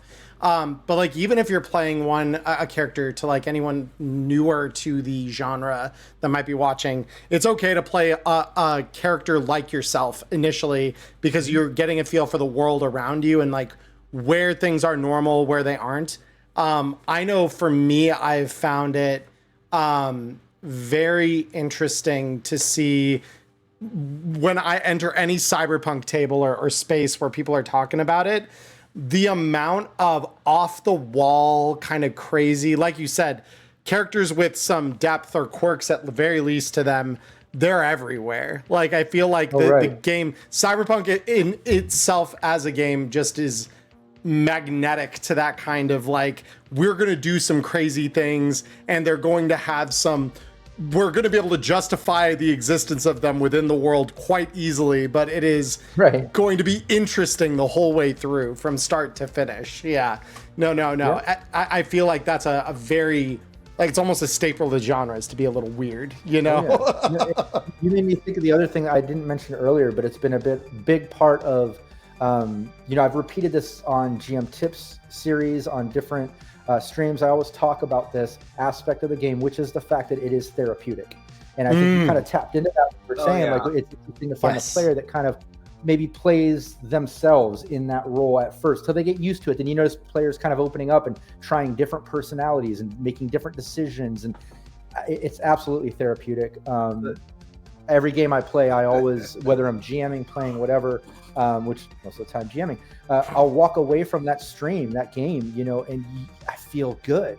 And you can't put your finger on exactly whether it was, a successful game and stream, the players had a good time, that was great.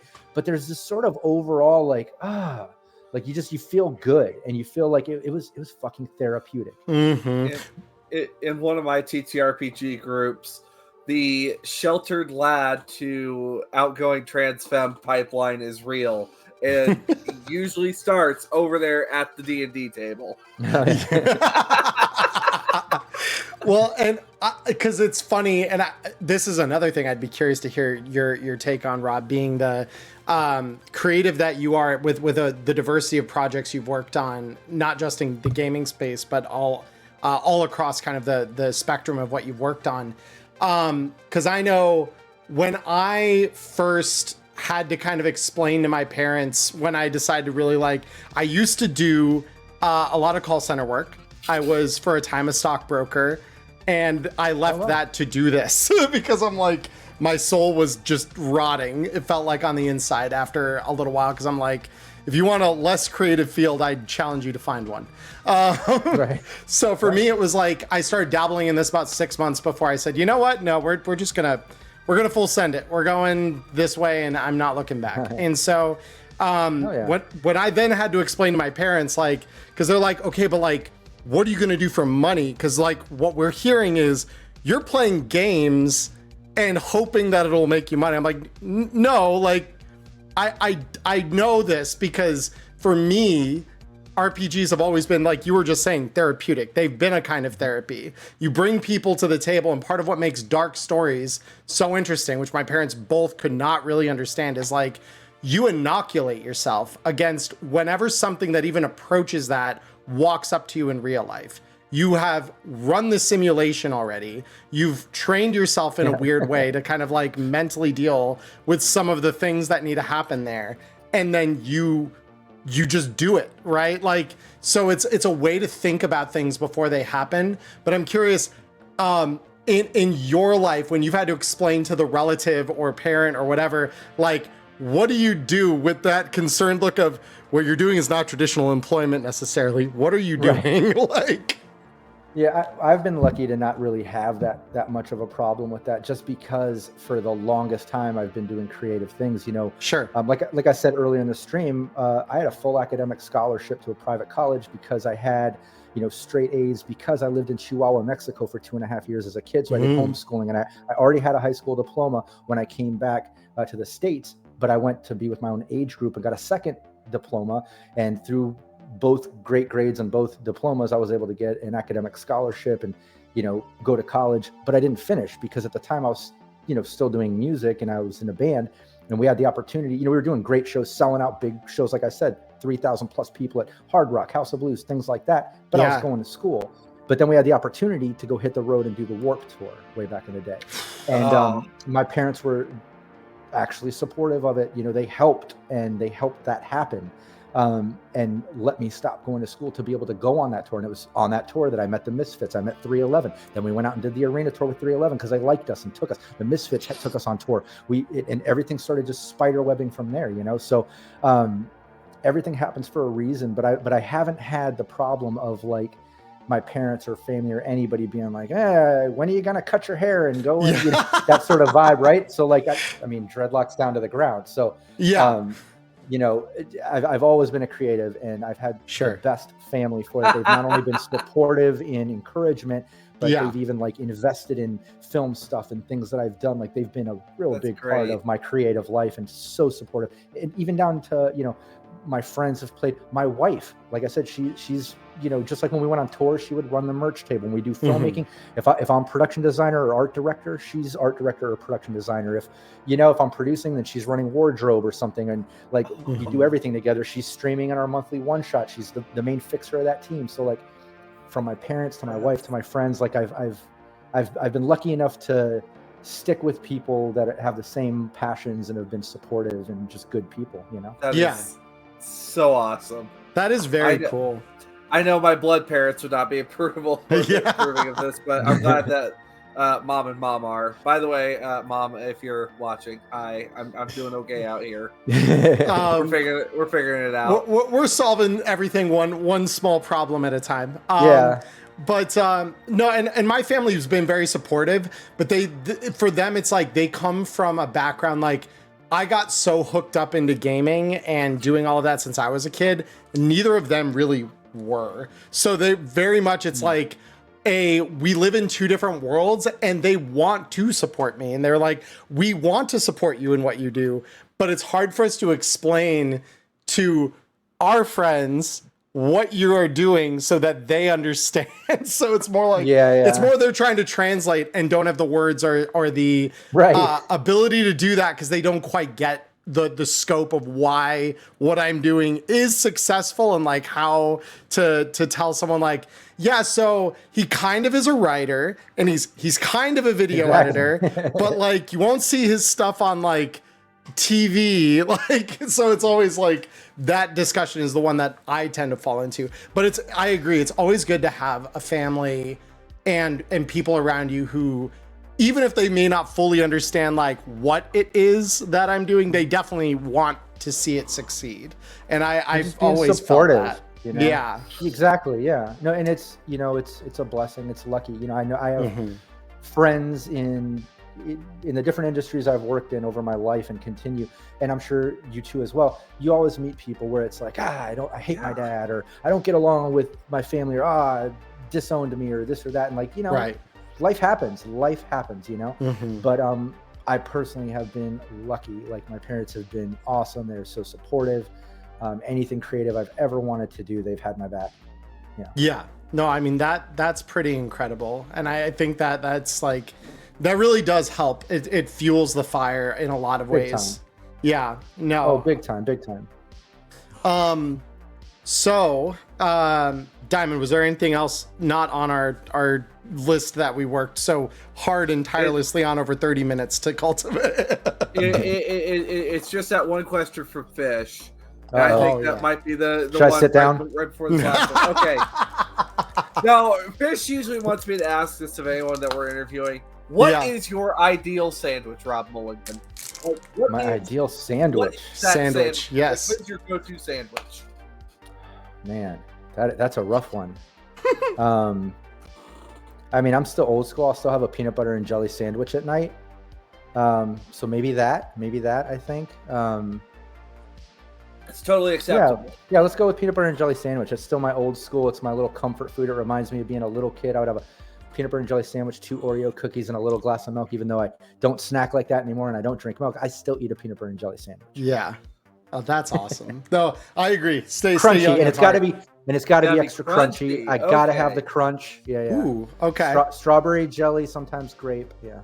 Strawberries. That's my go-to. So yeah, I'm with you there. What about fish? What's Fish's favorite sandwich? Since he's all into sandwiches, I got You're not gonna believe it. Fish sandwich.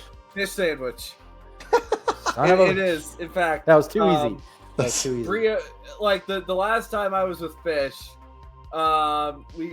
he had caught a bass. He fried that up, filleted it, put it on like a smoky bun. Are you serious? Or is this a joke? No, I'm being 100% serious. I'm from the Midwest. This is a normal occurrence. And yeah, that's his go-to. That's awesome. That is awesome. He's into it that much. It's his handle. That's that is in fact how he got his nickname, Fish. Yeah, I think that's incredible. You are what you eat. That's true. I always say you are what you eat and the company you keep. Yeah, there it is. Yeah. So I know, Rob. So the last question we have on the list of things that we thought to talk to you about. And I know you've talked a little bit about some of the stuff that you're looking down the pipe with Modifius and maybe 5 by Infinity potentially. But are there any kind of other ongoing or long-term goals or projects that you are working on that you would like to kind of discuss a little more, things that you're like just waiting for the right time to kind of start, like you've had the idea but not the time kind of thing? Yeah, absolutely. There's something that I've been kind of working on behind the scenes and a little bit of planning that's slightly coming to life now, which is I want to lean into some of my filmmaking hookups because of all the producing and things I've done. I have a lot of hookups to different production companies, distributors, and producers. And a few of them, friends of mine and companies I've worked with, have mentioned, over the years of looking into other things I do, they're like, "Oh, that gaming thing you do is really interesting. What is that like?" And I explain it to them, and I have some interest. I'm not exactly positive the angle I'm going to push it. I've got a couple ideas, and it's all on paper. And anybody watching, you want to team up and help bring some of this stuff to life, or you think you can contribute to it. I basically want to run some of these streams, shorter form campaigns. I'm doing less ongoing teams and more set campaign stories, right? Whether it's a one shot or a 1 to 2 month run, like the bad guy team, right? The team of bad guys is going to be, or baddies is going to be a 1 to 2 month campaign, depending on player agency, obviously.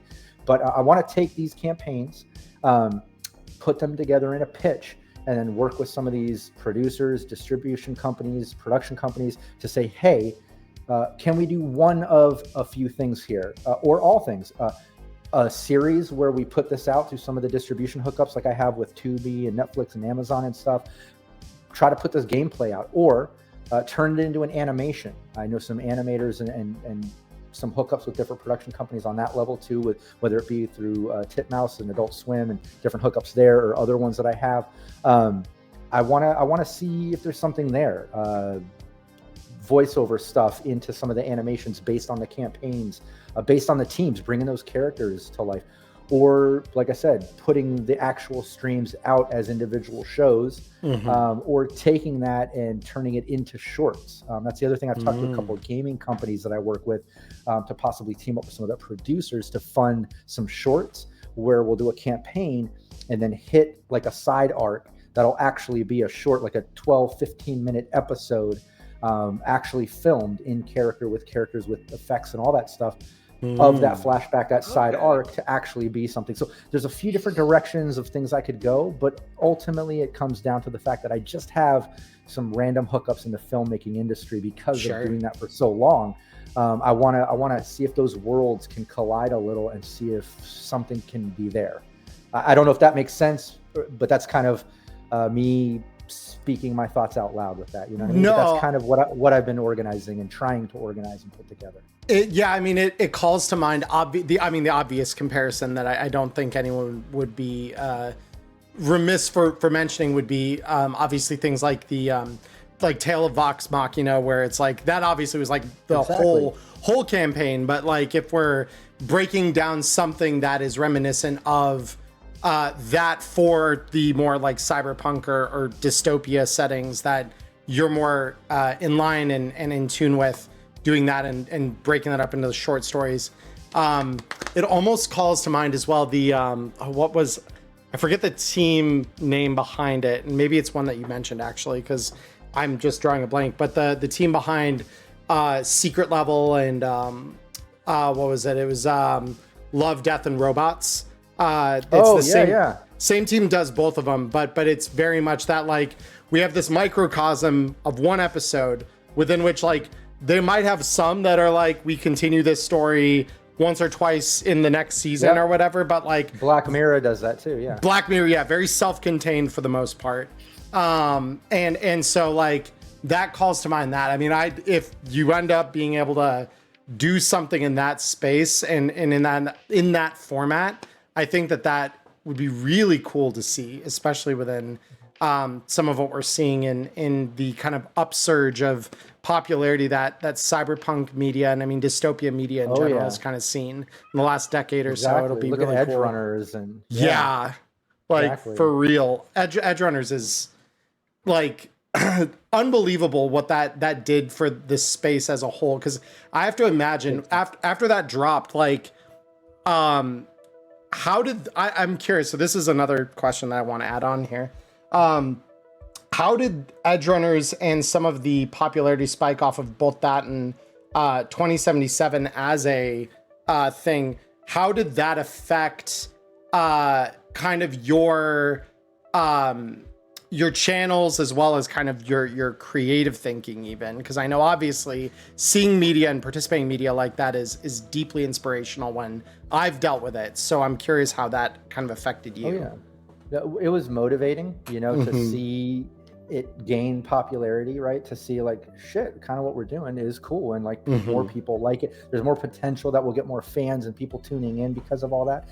But the direct thing that I noticed, especially after the Netflix series, not as much with the video game. I mean, it was there, but when the Netflix series came out, it blew my mind how much friends or children of friends, so my older friends, right? Like some children and some friends of friends and people that maybe I wasn't super close with, but would be acquaintanced to, how they started mentioning Cyberpunk. And like, they would bring it up to me like they're telling me about Cyberpunk. I'm like, wait, no, hold the fuck on. Have you ever heard of Akira? Have you ever heard of like Ninja Scroll and Fist of the North Star, the original Japan anime? Like, I know you like anime, but this is kind of where it came to. You don't know about that? You don't know about Cyberpunk 2020, like the tabletops, and like, they're talking about Edgerunners, like Cyberpunk is just happening. Oh, the video game came out, now this animation. They're like, no, there's a whole history to Cyberpunk. Have you ever read any of the books, like Gibson and now my mind just went blank, but the original films like Blade Runner and things like, it blows my mind how many new people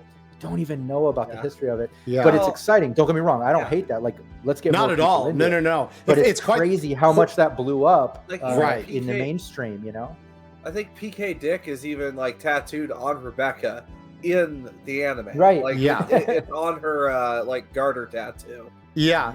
I mean, it's very like interesting then because now you have that touch point though where it's like, okay, cool, in I think it was 2022 is when Edgerunners came out, and so now those people who've just been introduced to the genre as a whole, maybe as like a completed whole, right? Like, because I feel like Cyberpunk has influenced a lot of either aesthetically or thematically. It's influenced a lot of things over the time that it's been kind of an established literary genre, and even like things like Blade Runner and stuff that were kind of the forerunners of it in more visual media.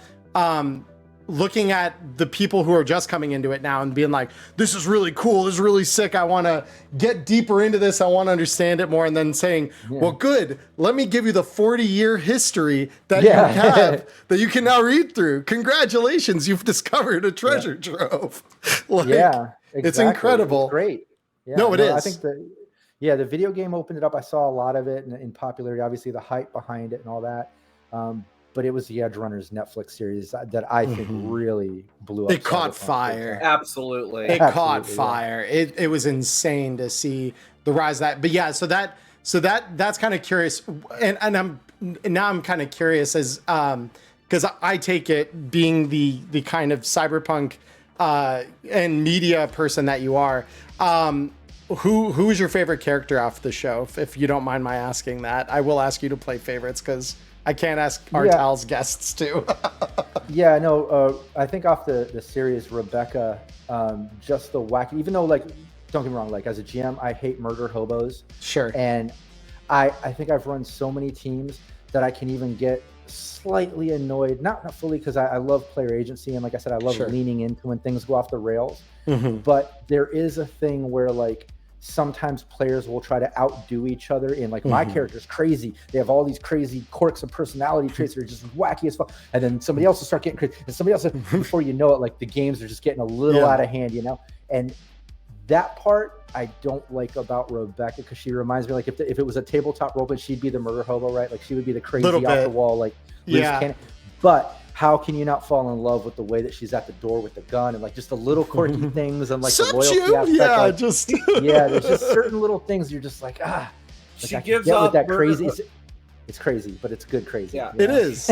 Well, and go ahead, Diamond. I'm sorry. She does give off the murder hobo vibes, but it's very much, she knows when it's like the player knows when open fire is acceptable. Right. Exactly. Well, and I think to those kinds of players, I think she presents an interesting character study and on-ramp into what it's like to also have a more murder-focused character like she tends to be, where it's like, guns are my thing, I do guns. You can also have a personality behind it, you know? Oh, big time. Big time. Yeah.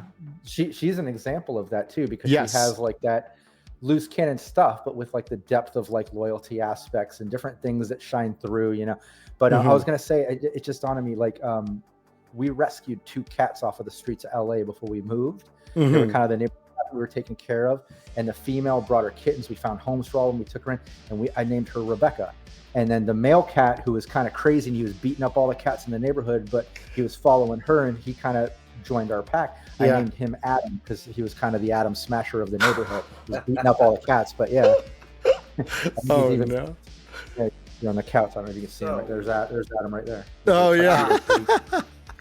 Oh. That's actually hilarious. Yeah. But I suppose as we wind down this interview, I have some exciting news that I am allowed to share with the community. So, according to Mr. Rob Barefoot, tomorrow, yes, that's right, tomorrow, if you are a drive-through RPG fan, get your butt over there tomorrow. Interface Red Volume 4 is going to be going on sale tomorrow on Drive-Through RPG for $10. That's right. Not $30, $10. So yeah, that's gonna be there. And then, of course, you can do print on demand once they are ready for it. Yes, I believe the start is PDF only. The print on demand is going to be coming soon, but later. That's awesome. That's a great deal. Yeah. Emmerron and I both got to see the cover art. Oh, it's very good. You guys are going to love this. You guys are going to love this. It's incredible. I'm very excited. But yeah, no, it's going to be a good time. Dolan Pondsmith was the artist this time, and she kicked it out of the park. Oh, it's insane. love Dolan. Hi. Oh yeah, no, she's been knocking it out of the park, because she did a ton of art in the Shadow Scar stuff that's come out. And I don't know, because Rob, I believe you guys have done a bit with Shadowscar over on CNU. I thought I'd seen we it. did a review. Yeah, we did a review on the Forlorn Dopes, and then I think we're going to be running a campaign eventually. Tarabella hit me up.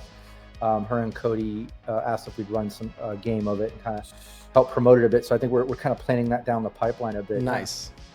Because I know Dolan did a ton of artwork for the game as a whole. So like those of you who have dabbled in Shadowscar and dug that artwork, I think you guys are not going to be disappointed in the slightest. Dolan is just killing it lately.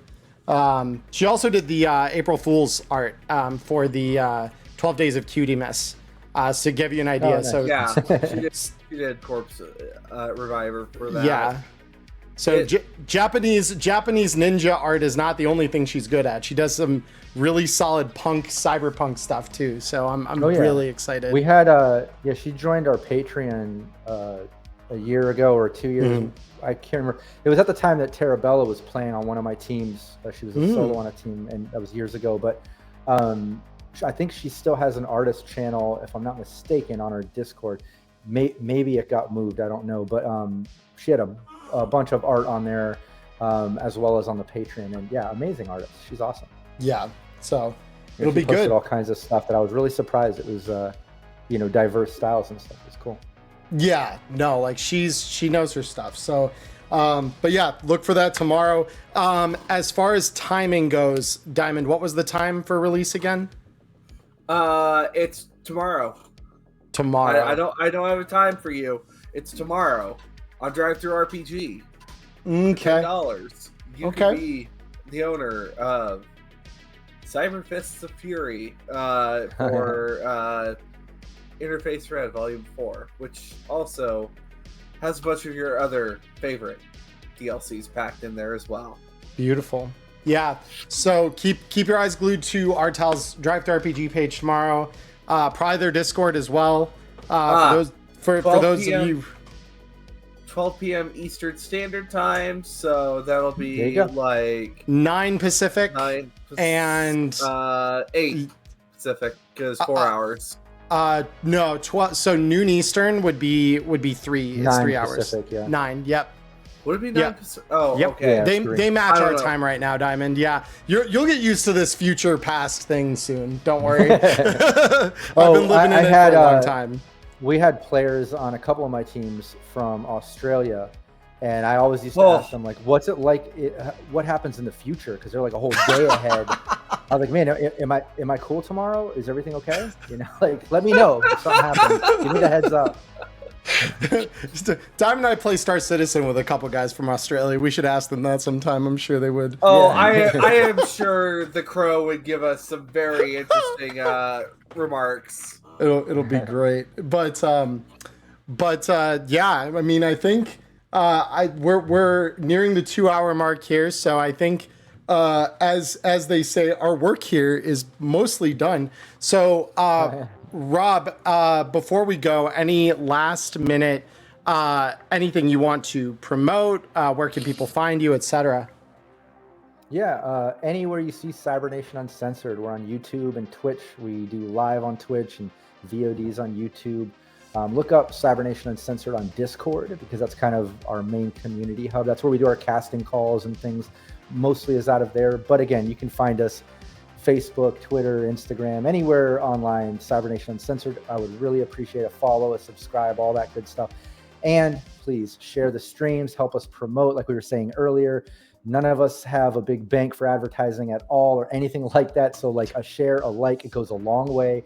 So if you're watching this, I'm begging, I'm asking, please. No, but give a share, give a like, join the community, be part of it. And if you're a GM, come and stream with us. Like I said, we're always bringing in new GMs and games and streams and stuff. So just an open door and open invitation. Anybody watching, come join us and have some fun. Awesome. Well, Rob, thank you so much again for making time at the end of all of the chaos to be here with us and have a chat and let us pick your brain for the last 2 hours. We really, really appreciate it. Thanks for having me. No, absolutely. No, it's been a real pleasure. Diamond, I again have usurped parts of the episode here for you, but was there any last minute things you wanted to call out to the wider community? Well, thanks for your patience with me being MIA for a little while. We'll get this up onto my channel and Spotify. And of course, by the way, to our Spotify listeners, thank you so much for tuning in. And same to all y'all who tune in on YouTube. It's greatly appreciated. We will see you soon. Next week, I've brought some goodies that we're gonna open live on stream from Foam Brain. So yeah, we'll pop that open, and also probably here at some point, Emmerron and I are going to learn how to play Combat Zone. Yeah, and the Night City or the Cyberpunk 2077 board game, because I also have recently come into a copy of that. So we've got stuff on the horizon, guys. So stick around; it'll be a good ride. So much more now that we're here. We're in this physical space together. We can do things. Yeah, no, it's gonna be fun. Know. So many activities. So many activities. Yeah. No, there's not too much room for activities. I'm looking at about all the room I got behind me right now. But yeah. But we're working with what we got. Absolutely. But Rob, thank you again. Everyone else, thank you for tuning in. We hope you have a wonderful morning, evening, or afternoon, wherever you are in the world. Stay healthy, stay safe, and we will see you all again very soon. Peace, guys. Bye-bye now. Bye. Bye-bye.